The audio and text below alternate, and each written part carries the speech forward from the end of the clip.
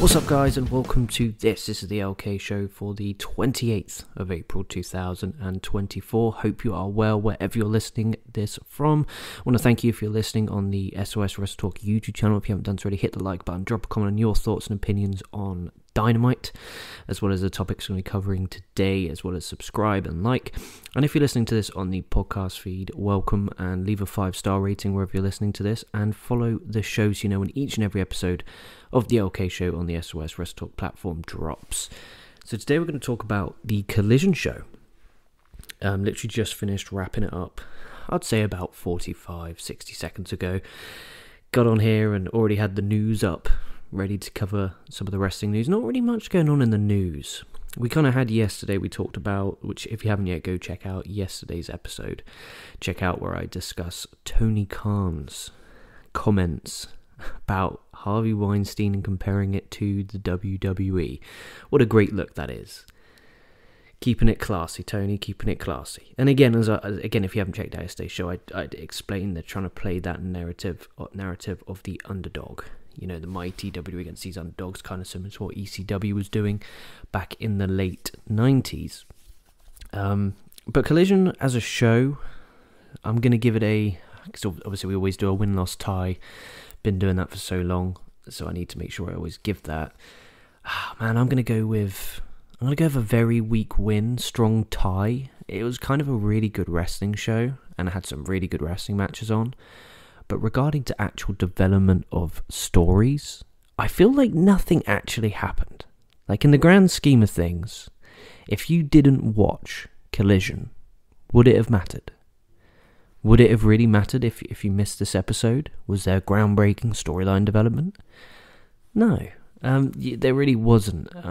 There was kind of a little bit of build towards Wednesday's Dynamite, obviously alluding to the announcement of the next challenger for the AEW World Championship. That's kind of the biggest story that they've got. But even then, there was no kind of, is there going to be a championship qualifier match? Is there going to be a championship contenders match? What are we going to get? And there's going to no explanation about it. But let's get down to actually breaking down this show, otherwise we'll literally be here all day, and that's not what you want. So let's get down to breaking down the show. Apologies, my laptop's being a fucking arsehole. So we have Collision. It took place last night on the 27th of April 2024 from Daddy's Place in Jacksonville, Florida. Tony Schiavone and Nigel McGuinness were on commentary, and I believe they're a really good pair. I actually really like all of the AEW announcers. I think they all bring something different to the table. I like McGuinness. I think he's funny. I think he does a really good job of helping the heels build character and kind of root for them, which is really nice. And it kind of gave, again, this is a very, very high praise. Schiavone and McGuinness kind of give you that kind of WWF late 90s vibe with the JR and the King. You know, Nigel's this dirty, perverted, you know, borderline current wrestler. Obviously, he hasn't wrestled for so long, but the rumour is he's going to be facing Bryan Danielson at All In, which I hope does get announced. I currently don't have tickets.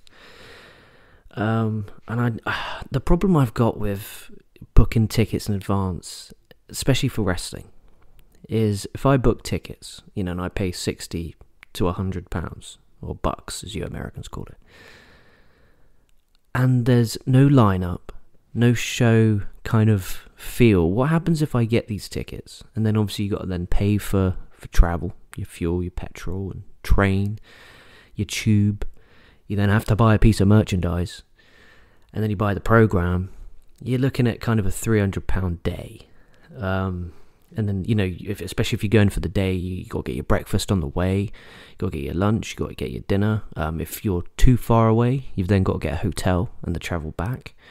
So it is an expensive outing, right? Now, I'm not going unless I know the card. That's the way I see it is if it's sold out before, which it won't be.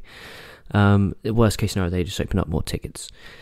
So I had a look the other day, and there is still really good seats left. So what I'm going to do is I'm going to wait for the card to be announced and then get tickets. It's on a bank holiday weekend, so it's not a problem. You don't have to take any time off work. You can go and then head back the same night. I did that last year for All In.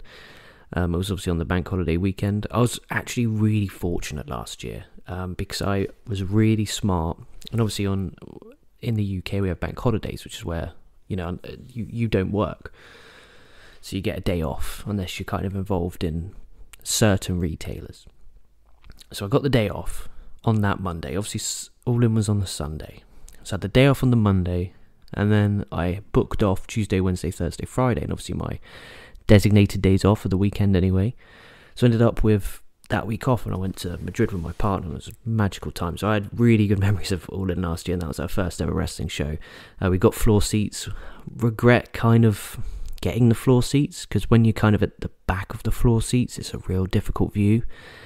So I definitely, my friends who went, they went and sat on the, I think it was the first or second tier, kind of going up, and their view was incredible. Like, even the photos they sent me, the views were absolutely magnificent. So if you're going to All In, don't be tricked by the idea of being on the floor. I would recommend getting a tier seat unless you're right near the front, because it's fucking horrible. I don't understand why people prefer that. You can't see. You can't actually see the ring. You spend your time watching it on the fucking monitor. Literally, and I was praying, because obviously it's the first time AEW has been in a stadium show, so I'm like, what happens if they don't have those fucking screens up there? How are we going to watch it? But anyway, regardless. So, Collision.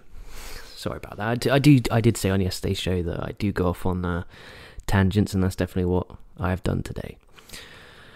So we had Prince Nana and the new AEW World Championship, Swerve Strickland. They come out to kick off the show. It was basically Swerve saying, this is a new era in AEW. It's the Dynasty era. And then Swerve Strickland issues an open challenge because he's going to be a fighting champion. And then Claudio Castagnoli comes out, just says, "You're on," and then walks off. I'm fine with that. It's a World Championship match. I wish they announced beforehand that there was going to be an open challenge, because then they could have done some social media buzz where you could have had loads of wrestlers on their social media platform saying, I'm potentially going to be challenging. And it was kind of just like, oh, we don't have a main event booked. We don't have any storylines going on. Let's just have an open challenge for the World Championship. I think it's a very lazy booking in my POV, even though I do enjoy them. In my POV, it is the laziest booking in the world when you just go, right, tonight we don't know what we're doing. Let's just have an open challenge. It's what it is. Sometimes it's worked. Like 2014, I believe, when Cena did the US Open Challenge, that was fucking awesome. But that was a thing. Every week, you knew Cena was going to do an open challenge. Who's going to turn up? That worked. It really did work, and some great matches. Sami Zayn, Kevin Owens, some really good Neville, like loads of great matches for that. And I did really enjoy that. That's probably the best part of 2014, to be honest, because the rest of it stunk. But yeah, I'm not the biggest fan of these open challenges, and they do them quite a lot. And I prefer an open challenge if you didn't know it was going to be Claudio. Like, imagine that you didn't know who it was going to be until the end of the night, and then you find out it's Claudio. You could have then, on commentary, built up all throughout the show, I wonder who's going to challenge, who's going to step up. That would have been really enjoyable. Opening match of the night. So we had the AEW World Trios Championships on the line. We had the Bang Gang Gang, Jay White, and the Gun Boys against Top Flight and Action Andretti. So Bang Bang Gang got the win here. It was a really nice finish for this. So Andretti went for a springboard handspring back elbow, which Jay White caught in midair, hit the switchblade, hit the blade runner, which got the win. It was a good match. It was a good way to start off the show. Fast pace. It's such a shame what they've done with Jay White, and they've done this with so many people. They bring someone in, they build them up, and now what they're doing? I guess everyone can't be in the main event. At least you could say, hey, they won the unified 6-man belts at Double or Nothing. Dynasty. Like, yeah, but what is he really doing? Is this just what's he going to do after this? They're going to lose the belts, then what? I'm interested to see what they do with Jay White and the Guns. Really am interested. This was a good match. Obviously, you expect some high flying in there, some really good back and forth stuff. It was good. It got a good amount of time. But at the end of the day, you got Andretti, Top Flight. They're always on these shows, and they never fucking win. And it gets to the point where you go from, I'm really rooting for these guys, they're going to get a win soon, to these guys are jobbers. There's definitely a fine line, but this is good stuff. And then we had Rey Fenix making his return to AEW. We haven't seen Rey Fenix in a fat while. I think it was about since October last year, since he went away injured. So it was really good to see him. And he faced the Beast Mortos. Now, the Beast Mortos, if you watch Ring of Honor, which I don't and I won't, on a weekly basis, he's had, according to Tony Schiavone, this is off the top of my head, he had 3 matches in Ring of Honor. Right, so that's kind of the caliber of, wrestler that Phoenix is up against. So when Mortis came out, I was like, oh, this guy looks good. I dig the mask, and, he's a meaty looking luchador. Should be fast paced against power. This is a recipe for a good match. And these two went out there and killed it. They had a really, really good match. If you remember when Kenny Omega had a squash match during the pandemic, and there was lots of backlash. Oh, he went 10 minutes with a local talent. You could say the same here. It's Phoenix's first match back. Why not just give him an easy win? But then you could also look at it from the flip side. This is how I saw it. He's rusty. He hasn't been in the ring for a while. He's against a guy who's got some wins on Ring of Honor. May not have watched it. Won't watch it. I'm sorry, I'm going to go off on a Ring of Honor rant here. I couldn't give 2 lesses of a shit about Ring of Honor. And I truly mean that with passion. There is nothing I'd rather do on a Thursday night or a Friday than to sit here and waste minutes of my life watching that shit. And it could be good, but it's taped after Dynamite, it's taped after fucking Rampage, it's taped after Collision some weeks. It's so unimportant. Even the pay-per-views, man. At the start, I'd watch the pay-per-views. I'd watch the Final Battle. I'd watch the Supercard. I didn't watch Supercard this year. I really didn't. I turned it on, so I did have it on in the background, and because what happened is on my WrestleMania weekend, one of my mates came round. We watched Bloodsport, which was good, and then we watched the NXT standard. We watched Standard Delivered Live. We put on Bloodsport because we're going to go down, listen to this for a bit of old English. We're going to go for a chip shop. So chip shop, if you're not from the UK, is fish and chips, but it's battered. And it's fucking beautiful. So we were sat here and we were like, oh, we'll put Ring of Honor on. So we put Ring of Honor on. Carl Fletcher comes out. Someone else comes out. I can't even remember. And I couldn't be fucked. I literally looked at him and I was like, I'm not watching this shit. So he turned it off. Fuck that. That's absolute wank. And it's it wasn't a dig at Carl Fletcher at all. It really isn't, because, Carl Fletcher had a really good match with Swerve on Dynamite, and he had a really good match with Ospreay. And he's doing good stuff. It's just, I don't care. It's like these matches that they can happen for the belts, and it doesn't matter, because you'll just see them on AEW anyway. So the fact it's not being its own company, running in smaller buildings, why doesn't Tony Khan give this to someone to literally run as a promotion? Why isn't he doing that? And then you could use it as a developmental in a non-disrespectful way. And if you have got a big pay-per-view coming up, have guys go down who haven't been in Ring of Honor for a while. And because they're not touring together, it's like, Ethan Page. Yeah, he's exclusive to Ring of Honor, but, every now and then he jumps on AEW, and then that can promote Ring of Honor. I don't like it. And I'm a big fan of Ring of Honor. I used to love Ring of Honor. It's just wank. And I'm sorry. It's perceived as shit. It's treated like shit. So I won't watch it. I will not waste my time. If anyone wants a review of it, pay me. That's the only way anyone will get me watching that show. Pure shit. Anyway, this was really good. Sorry about that rant. Rey Fenix against Mortis. Really good back and forth. And again, the story of it's Phoenix's first match back. He's a bit rusty. Really worked. And it was really, really good. There was a crazy dive to the outside from Phoenix at one point. There was a really nice spot where it looked like Mortis was actually going to get the win, and it was believable. But then Phoenix got the win with this roll-up, and then he ran out the ring and celebrated in the crowd. But even that, it made Mortis look good.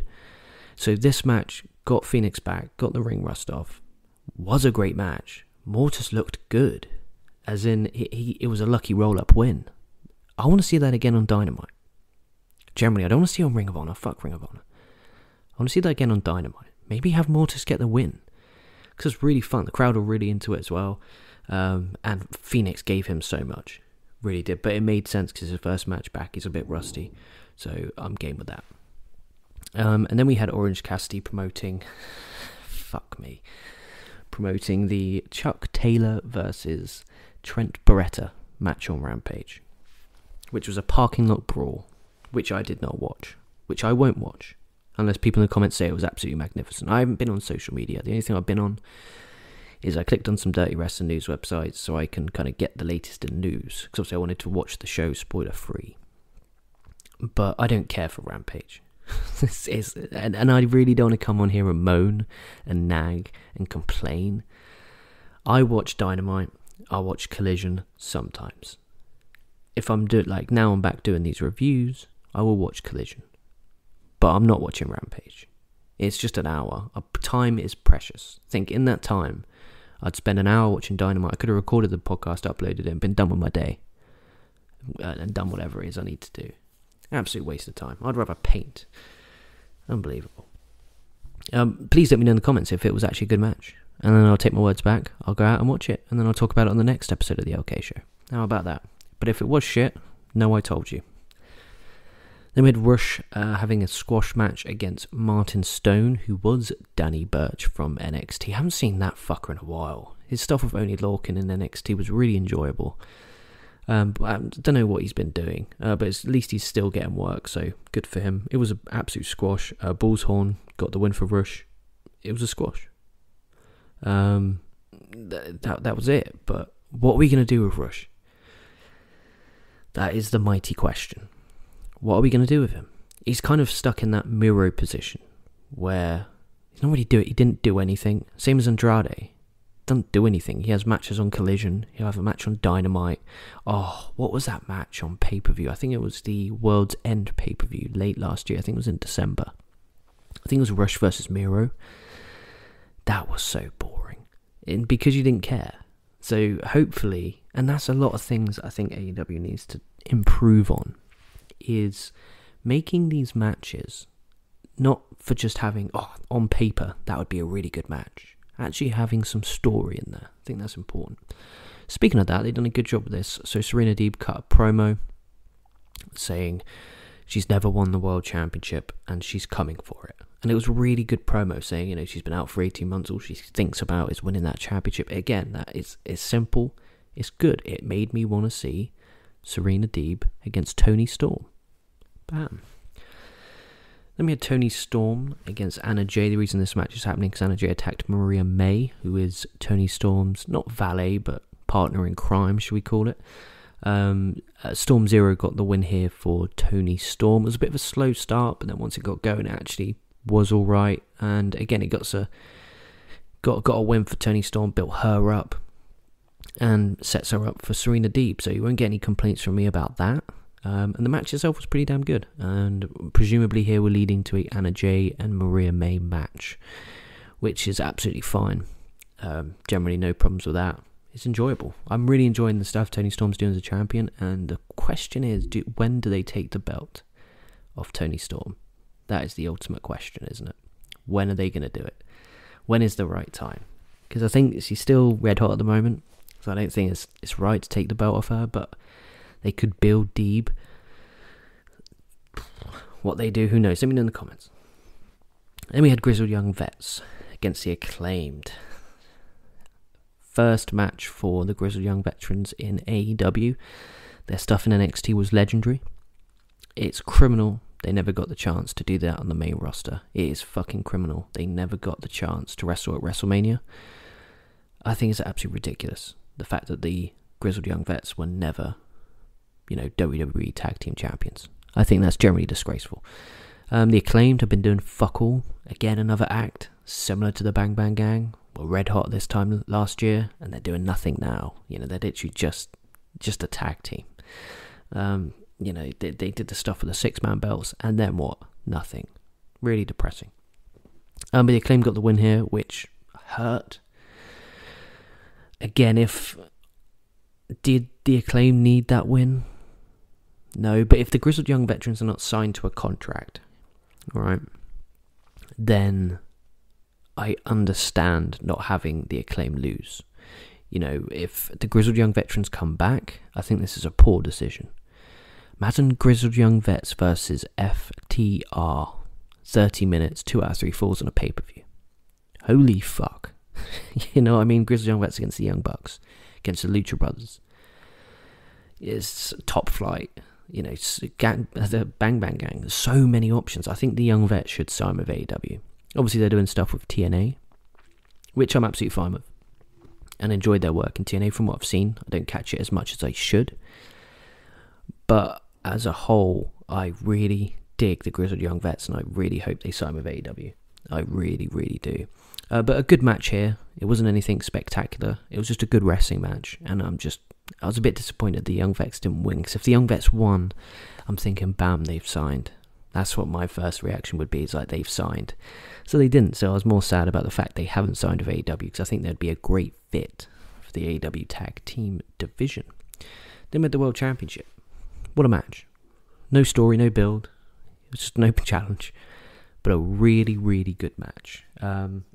So the finish came... Actually, there were so many spots on here. It really, really was.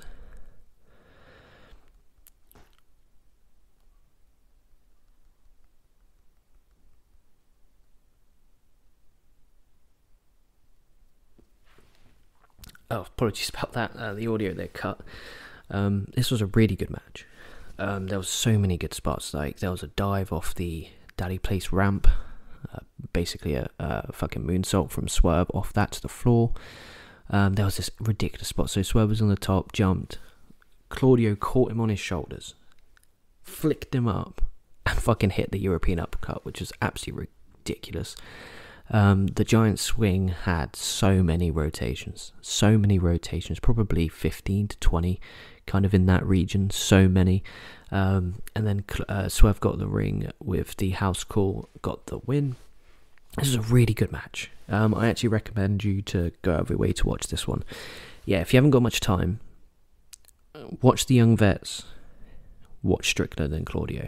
That would be my recommendation. But if you're really short on time, just watch Swerve versus Claudio, because that was a really good match. Generally, I really enjoyed it. And I'm really looking forward to Swerve being his champion, and who is going to be the challenger? That is the big question. Heading into Double or Nothing. Obviously, Ospreay's the number one contender for the International Championship. He'll be facing Roderick Strong at Double or Nothing. So that, again, basically rules out Will Ospreay. Do we get Will Ospreay versus Swerve for the AEW World Championship All In? If that becomes official, I'll buy some tickets. That's got to be done. But really good match here. At the start of the match, it was quite slow. They were given like 35 minutes. So the start of the match was a bit slow. But because it was 35 minutes, it was fine. And it built up, and it built up. And it got really, really good towards the end. And you forget how good Claudio is. You really do. Again, I won't say he's been doing nothing, because, he is involved in big matches. Like, he faced Ospreay, a week and a half ago at Dynamite, just before Dynasty, and that was a really good match. And he faced Swerve here, so he's involved. But it's kind of nothing for him. As in, he just wrestles. That's it. He's just a good wrestler and goes out there and wrestles, which is fair enough. That's what he wants to do. The problem with this match was at 0 points in this, did you think Claudio was going to win? It should have been a contenders match. So if Claudio got the win, he would then become the contender. That I would have been more for. Overall, I'll give it a weak win. Now I'm reviewing it all. A very weak win, because there was really good wrestling on here. But that's all it was. As I said at the start of this podcast, it's a really good wrestling show with not really any story development. You could have missed this show and it not mattered. And that's a problem. And I get they've got a lot of TV time. They have so much. They have 6 hours a week with one roster. That's ridiculous.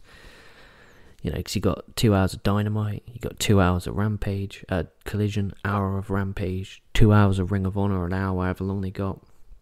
But man, it's a lot, and they shouldn't do a split. That's not something that I'm condoning. I don't want them to do a draft split. I think that was ridiculous when Punk came back, and they did that whole soft split. That was fucking ridiculous. But they definitely need to do something about their mid-card and their lower mid-card, and always having a story for every wrestler. That's what made the Attitude Era so successful. Every wrestler, whether it was from the top of the card of Steve Austin to the bottom of the card in D'Lo Brown, and that was, again, no disrespect to D'Lo Brown, Al Snow, Bob Holly, they all had stories. The mid-card always had stories, and everything mattered. Val Venus, everything mattered, and that's something that wrestling as a whole should take from that era. And definitely in today's wrestling, you can't just expect to put on a good wrestling match and sell a lot of tickets and get great numbers, because the wrestling fans are going to watch anyway. I'm going to watch anyway. If you announce Claudio and Swerve for the world title, I'm going to watch.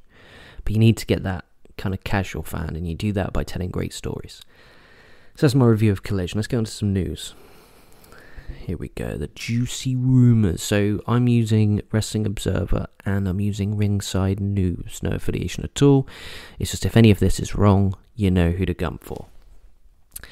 So Darby Allin posted on his Instagram, and I shouldn't laugh. So in New York, he was walking the street with a broken foot and he was hit by a bus. So Darby Allin's going to be out for a fat while. So obviously I hope his recovery is decent. We haven't seen Darby Allin since Revolution, where he was part of Sting's final match, and what a show that was. Revolution, from top to bottom, what an absolutely fucking phenomenal show. That's one of those in a few years' time I'll go back and watch just to relive it. Especially the main event with the Young Bucks and Allin and Sting, what an absolute fire match. But yeah, so Darby Allin is injured. Who knows how long he'll be out for. Such a shame, because he's such a big part of AEW.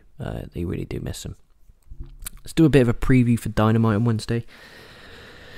So far we have announced the FTW Championship online with Jericho defending against Katsuyori Shibata. That's a match that you never thought of, but could be good. Jericho Hook was probably my least favourite match of the Dynasty pay-per-view. But I did enjoy the story of where they're going, so I'm looking forward to seeing how this Jericho heel run. It's just so good. He's a slimy heel, real chicken shit. He's not even a chicken shit. He's just slimy. He's like a weasel. It's really good. Really enjoying it. So he's defending against Katsuyori Shibata. Obviously, Hook came out and helped Shibata on Dynamite a couple of weeks ago when Shane Taylor Promotions got involved. So I'm happy with that. So we're building towards Jericho Hook again, you would think. We will have Shane Strickland's AEW World Title Challenger for Double or Nothing revealed. I don't know who they're going to do, man. I hope they don't do Joe, and that's no disrespect to Joe. I just really hope they don't. MJF is apparently out with shoulder injury, going for shoulder surgery. Whether that's a work or not, who knows. But I think you don't want to have Strickland against MJF, because when MJF comes back, people are going to want him to win the world title. So you want to build Strickland as a big babyface, so you need a heel. Who the fuck can you put him with? Generally, were they going to put him with Moxley? But then he's the IWGP Heavyweight Champion, so he should be involved in that stuff. You don't want to put him against Bryan. You want to put him against a heel, really. But you got no heels built, unless they do Adam Cole. But then he's just returned to injury, so the crowd might be rooting for him. They're going to have to do Adam Cole, but build him as a heel and as a piece of shit. That's got to be the way. So I think Strickland and Cole, my prediction. But even then, I think the crowd will still be rooting for Cole in a way, which I think isn't good. Because it's Strickland's, first proper title defense on pay-per-view. You don't want that to be against a guy who you want to win. So I think they need to find a heel and fucking establish him. We also have the TNT champion Adam Copeland defending his TNT championship on Dynamite against a member of the House of Black on Collision. They did state that they're not going to announce who that member is until the show begins. So I'm thinking Buddy Murphy. I think Adam Edge defeats him, and then I think we get Adam Copeland versus Malachi Black at Double or Nothing. That's the money match. Please don't give away Malachi Black versus Adam Copeland on Dynamite, please. We need Adam Copeland versus Malachi Black in a big title match on pay-per-view. Then we have Serena Deeb against Maria May. That's on Dynamite, obviously leading up to Serena Deeb challenging, presumably, Toni Storm for the Women's Championship at Double or Nothing. And we'll have an appearance from Kenny Omega. that I'm looking forward to. I haven't seen Kenny Omega in a fat while, so looking forward to seeing Kenny, seeing if he's going to be wrestling again, how long it will be until he wrestles again, and if there's a date announced for his return. Also, you've got the Young Bucks, the Elite, who attacked Tony Khan on Dynamite this week. What will Kenny Omega's thoughts be on that? Does Kenny Omega join the Young Bucks in turning heel? I think so. I think Omega should go heel. That's what I'm going with. I think Omega should turn heel. And I think we should get Kenny Omega, the Young Bucks, and Jack Perry against a team of 4 who are standing up for Tony Khan at Double or Nothing in a blood or guts match. Obviously not a match you want Kenny Omega to be involved in if he's just been out with injury in a fucking cage match, but it is what it is. AAA news. It was Triple Mania last night. And we have a new AAA Mega Champion. So we had Nic Nemeth. He defeated Alberto El Patron to win the championship for the first time. He got the win after a low blow, and then he hit the Danger Zone, which is formerly known as the Zigzag, and he got the win. This is really good to see. Nemeth is, the current IWGP Global Champion. He defeated David Finlay in February, I believe. And now he's the AAA Mega Champion. He's doing stuff with TNA. Could be the belt collector. Dolph Ziggler, Nic Nemeth, whatever the fuck you want to call him, could just keep going out there and collecting belts. I'm up for that. Really enjoy Nic Nemeth, and I'm glad he's seeing success. And it's good seeing he doesn't have to run to AEW. He doesn't have to, because he's doing these indies. He's doing, not disrespectful there to TNA or AAA or New Japan. They're not indies at all, but he's doing these big promotions that are not AEW, which is good to see. He's making a name for himself outside of kind of the 2 major promotions. So I'm happy with that. I hope Ziggler's happy with that too. It's also we got Drew McIntyre. He was announced as a new signing for WWE. He had a contract extension, signed a new deal, which I think's good. I think it helps McIntyre a lot that they are doing a pay-per-view in Scotland. And because they're doing that, that means that he's going to be heavily featured and heavily promoted, which means it's important for WWE to make sure he's signed under a contract. His contract was coming up in, June? And you've got Clash in the Castle. Presumably, depending on if Punk's back or not, you would think we would get Punk versus McIntyre at Clash of the Castle, which if is true, I'm happy for. I'm really looking forward to that. They've done a really good job, and I hope this is SummerSlam. I won't be going to Clash of the Castle. I'm not going to Scotland, and I'm not paying 500 quid for tickets. I just won't. Not for a pay-per-view, and WWE are well known for putting on shit when they come over here. Even though it's a pay-per-view, I still won't be attending. Scotland's just too far away to watch wrestling.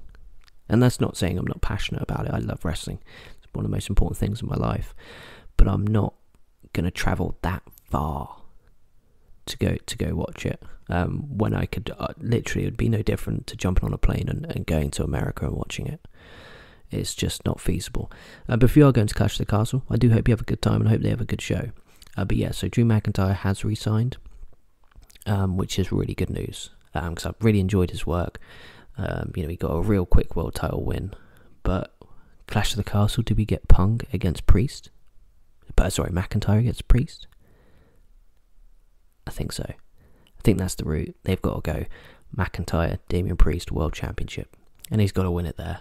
And then you have Punk, McIntyre, SummerSlam. Priest can have a good run.